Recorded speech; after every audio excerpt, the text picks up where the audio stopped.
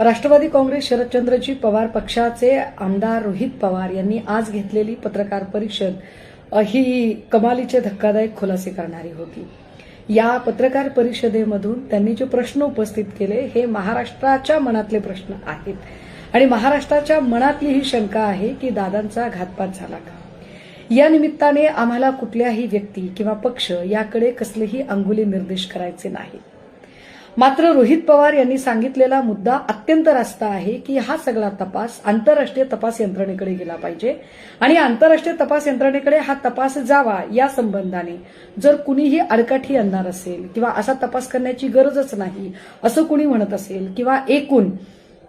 ही सगळी चर्चाच उडवून लावायचा जर कुणी प्रयत्न करत असेल तर निश्चितपणे मग मात्र असे म्हणणाऱ्या व्यक्ती, संस्था, पक्ष किंवा संघटना या कुणावरही